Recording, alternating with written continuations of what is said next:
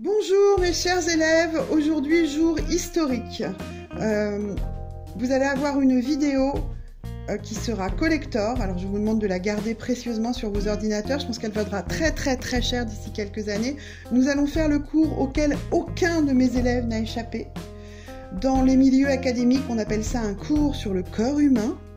Voilà, chez nous, ça s'appelle le cours du bonhomme. Alors, je pense qu'il n'y a pas un seul élève qui a échappé à ça. Je sais que j'ai des anciens élèves qui regardent à nouveau mes vidéos. Je les salue en passant et j'espère que ce cours sera de bons souvenirs pour eux, parce qu'il y en a beaucoup qui continuent à dessiner. Donc, l'idée de ce cours de bonhomme, tout bonnement, c'est de vous apprendre à minima les proportions dont on se sert pour faire un humain. Qui permet pas mal d'exercices en plus, j'ai envie de dire, de maniement du crayon, des proportions, des pentes, etc.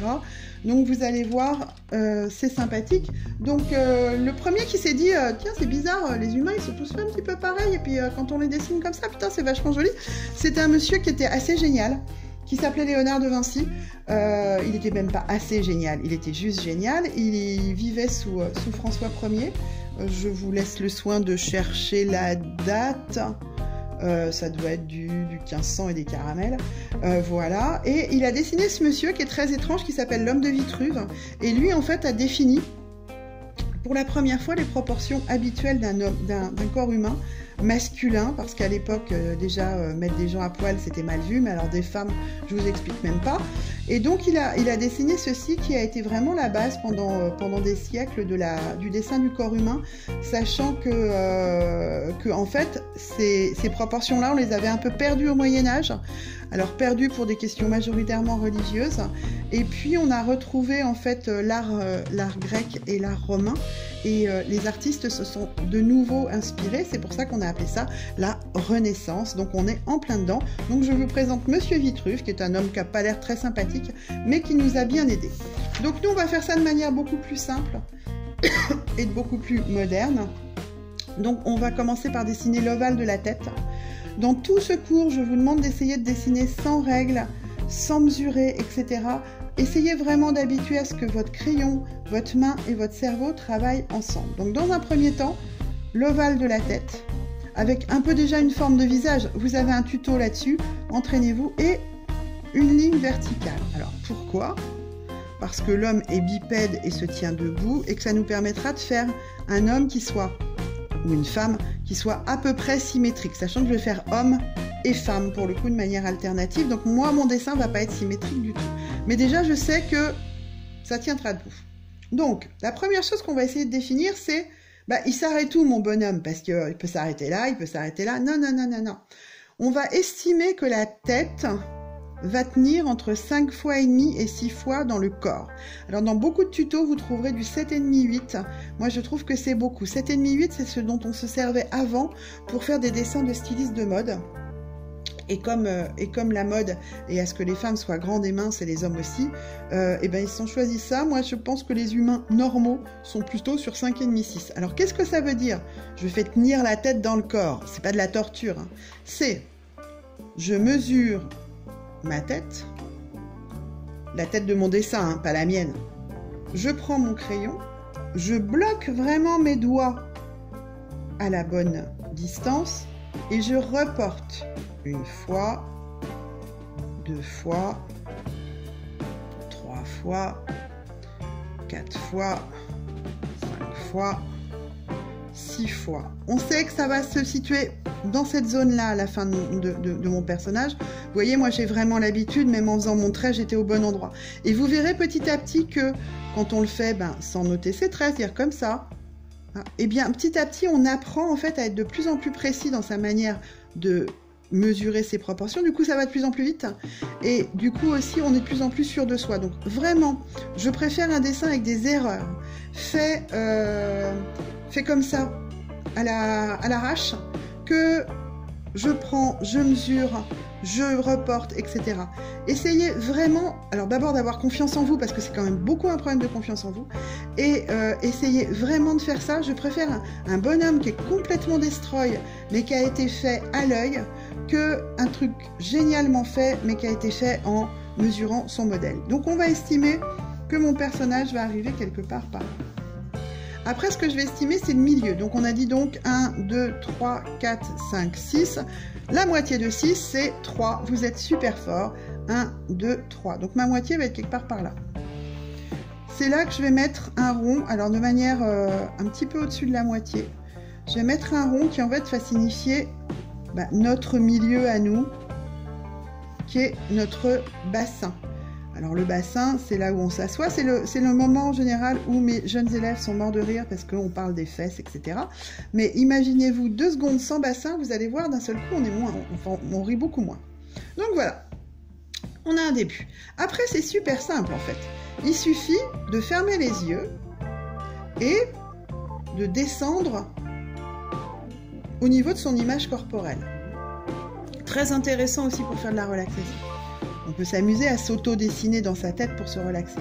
Donc, je vais d'abord faire le cou. Donc là, je vais faire un côté masculin. Alors, on va être vraiment dans le cliché. C'est-à-dire que je vais faire un côté un petit peu plus gros et un côté un petit peu plus fin et un peu plus long. Voilà. Côté homme, côté femme. Voilà. Après, on va faire des épaules. Les épaules sont de la taille de la tête pour les hommes.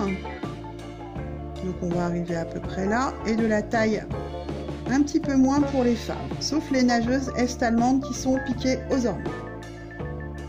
Voilà. Et à partir de là, je vais simplement descendre un trapèze.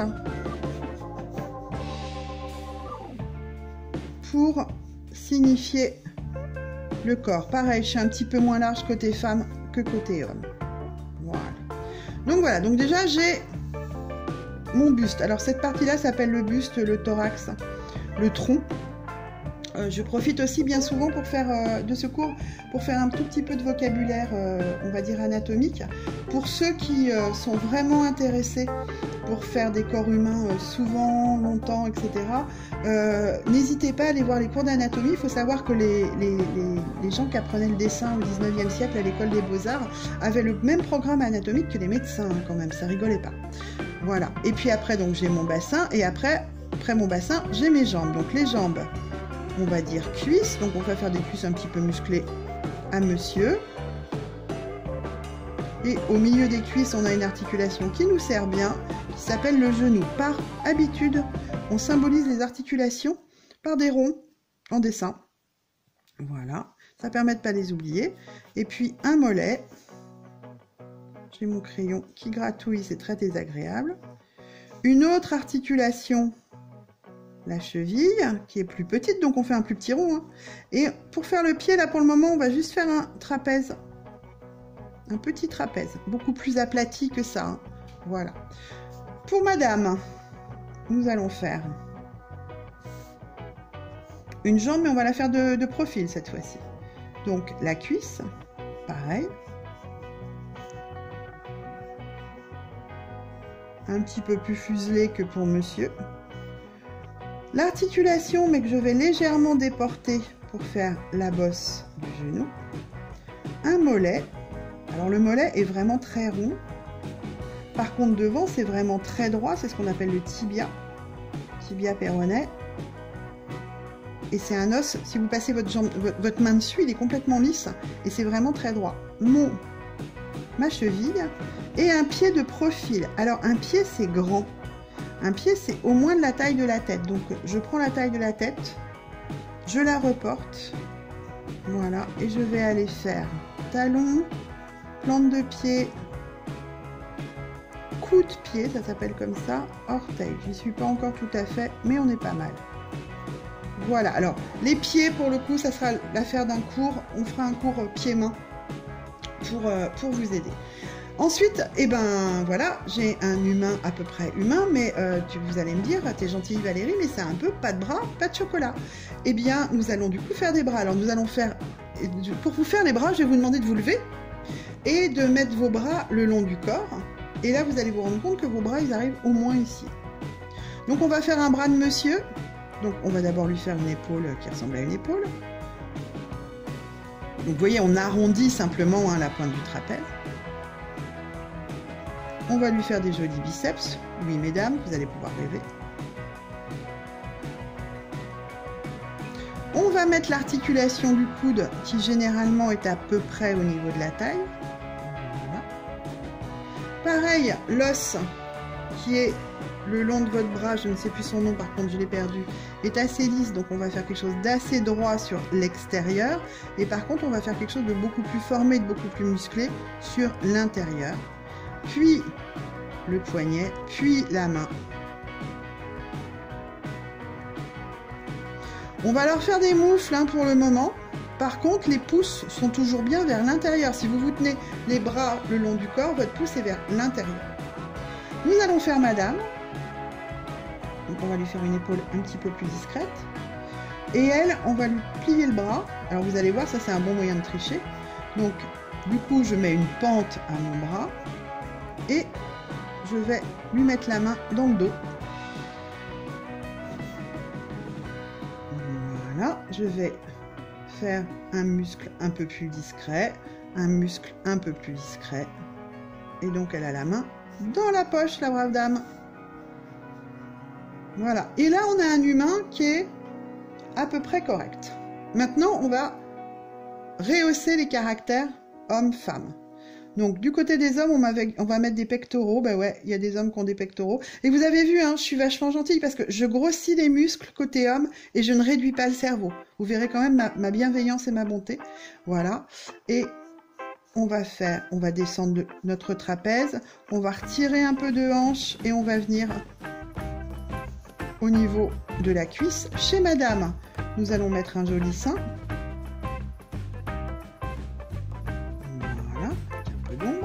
Et nous allons partir du sein, faire une taille plus fine et une hanche un peu plus proéminente que chez monsieur. Et là, vous voyez, vous avez vraiment un côté homme, un côté femme. Alors, c'est très clichéiste, hein, mais ça marche pas mal. Et amusez-vous même à forcer le trait quand vous en serez à vous entraîner. Ensuite, eh ben, je reprends mon tuto visage, hein, donc je fais ma ligne du milieu, je fais la ligne pour le nez, la ligne pour la bouche, et je mets, voilà, des bouches, des nez. Voilà, je vais faire une mâchoire un petit peu plus carrée pour monsieur. Voilà, je vais faire un visage un petit peu plus fin pour madame. Vous voyez, c'est assez facile en fait, hein, le cliché il sert quand même, hein. Il sert à ce que notre cerveau, en fait, à l'habitude, on fonctionne beaucoup dans le symbolique. Donc voilà, moi, mon personnage est très étrange. Voilà, on fait l'entrejambe, un petit triangle pour tout le monde, comme ça met tout le monde d'accord. Alors, parmi les choses quand même qui sont importantes, bien faire attention à vos vides entre le corps et les bras. Je ne sais pas dessiner un bras, mais par contre, cette forme géométrique-là, qui est le vide, je sais la dessiner. Notre cerveau a horreur de faire ça. Parce que notre cerveau a horreur de dessiner du vide. Mais pensez-y, quand je ne sais pas dessiner l'objet, je peux dessiner le vide qui l'entoure. Les jambes, quand en gros on est en position pour marcher, il y a très peu de jours entre les jambes, sauf les jambes vraiment minces. Pour le coup, dans mes grandes visquettes adolescentes, il doit y en avoir, mais majoritairement, ça se touche, donc vous cassez pas la tête, hein, démarrez avec un seul trait. Donc maintenant, quand j'en suis là, je me dis, bon, bah c'est sympa, mais ils sont un tout petit peu à poil, donc on va en faire quelque chose. Et ben, mettre un habit autour d'un personnage, c'est exactement comme s'habiller. C'est-à-dire que lui, si je veux le mettre en t-shirt, et ben, je fais rentrer la tête dans mon t-shirt, donc mon t-shirt, il va faire le tour du cou, on est d'accord. Je lui mets son t-shirt, j'enfile les bras dans les manches, pareil, ma manche a fait le tour, hein. Voilà, ici on va lui faire un truc un petit peu flottant, donc du coup j'ai ma taille de hanche pour m'arrêter, et j'ai ma longueur, et voilà, mon personnage il a un t-shirt, et je vais lui mettre un pantalon, parce que c'est interdit de se balader à poil dans les rues, c'est pareil, hein. Voilà, et puis tiens, je vais lui mettre un petit pantalon de marin mignon, hop, à la Jean-Paul Gaultier, zoup, zoups, avec un revers. Vous voyez, après on peut inventer, mais on a le volume du personnage en dessous pour mettre des habits. Elle, je vais lui faire quoi? Je vais lui faire un petit débardeur à bretelles. Donc, eh ben, c'est simple, hein. Elle enfile son débardeur, hop, sa petite bretelle, elle vient se mettre là. Du coup, le décolleté, il est à peu près ici. C'est moulant, donc je reste le long du corps. C'est un peu plus court, donc je coupe là. Et puis tiens, je vais la mettre quoi, elle? Il fait beau, je vais la mettre en short. Et bien je descends mon short. Voilà, et pareil, mon short, faut qu'il fasse le tour de ma cuisse.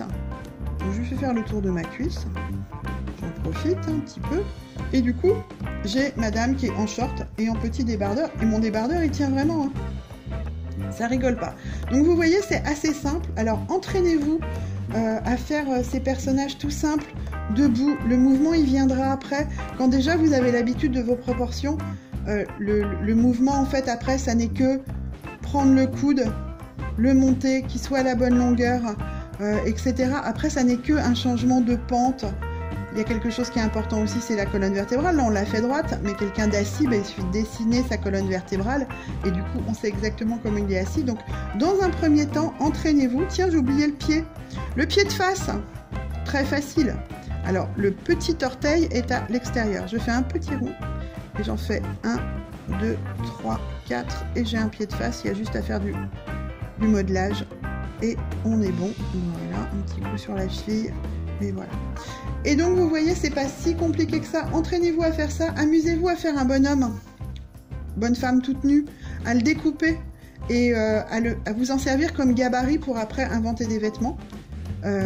Amusez-vous, c'est quand même toujours le but de la manœuvre. Voilà, ce cours historique sur le bonhomme est fini. Je vous souhaite une excellente semaine. Je sais pas trop quel jour vous aurez la vidéo. Le déconfinement touche à sa fin. Eh bien, j'espère que du coup, nous allons avoir le plaisir de nous revoir. C'est pas gagné d'avance parce que les mesures de déconfinement sont juste ahurissantes. Mais au pire, ça sera septembre. Voilà, je vous souhaite une excellente journée. Dessinez, amusez-vous, croisez vos vidéos, croisez tout ce que vous avez appris, entraînez-vous et on se retrouve très vite. Bonne journée!